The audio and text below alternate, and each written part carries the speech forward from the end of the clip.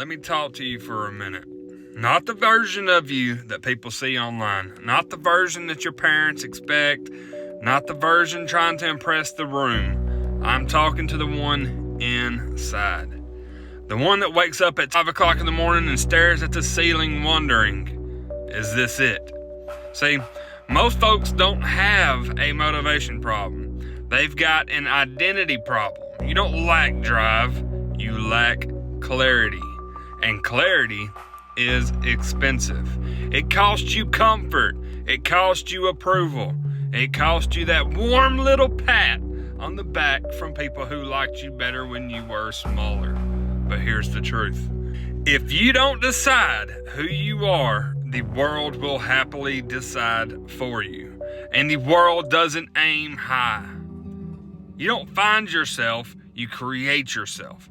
People love saying, I'm just trying to find myself. Well, where the fuck did you lose you? You're not car keys. You don't find yourself, you forge yourself. You look at your habits, you look at your patterns, you look at what you tolerate, you look at what makes you angry, you look at what makes you come alive. That is the blueprint.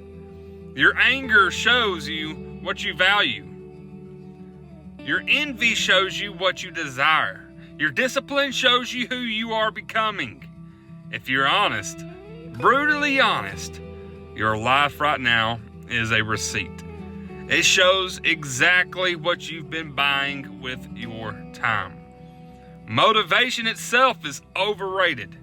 You don't wake up motivated every day. I don't, you don't, nobody does. Motivation is a visitor. Identity is a resident. If you identify as a disciplined person, you act disciplined even when you don't feel like it. If you identify as a winner, you prepare even when no one's watching. If you identify as average, well, you get average. So stop asking, how do I stay motivated? Start asking, who do I need to become so that the right actions are automatic? Because once your identity changes, your behavior follows like a shadow. So here's something simple. I call it the mirror test. Strip everything away. Money, followers, titles, applause. Who are you when nobody's clapping? That's the real you. That's the one that you build from. If you don't respect that person yet, good. Now you've got direction. Character is built in private. Reputation is built in public. Don't confuse the two. The world sees reputation. You live with character. And you can't lie to yourself for long. So stop trying to win every single week. Most people overestimate what they can do in a month and underestimate what they can build in a decade. They sprint, burn out, start over, blame the world, and the real killers, they walk steady. They stack boring days. They stack consistent reps. They stack quiet wins. It's not sexy. It's not viral, but it compounds. And compounding is the closest thing that we've got to magic. You don't need permission to become who you want to be. Not from your friends, not from your family, not from your past. You especially don't need permission from the version of you that failed before. That person did the best they could with what they knew. But you know more now, and growth requires letting go of who you were. That's not betrayal, that's evolution. So let me ask you something straight, the hard question. If you kept living exactly how you are right now for the next 5 years, would you be proud? Or would you be explaining? That answer right there, that's your wake-up call. You don't need hype, you need honesty. Discipline is self-respect. People think discipline is punishment.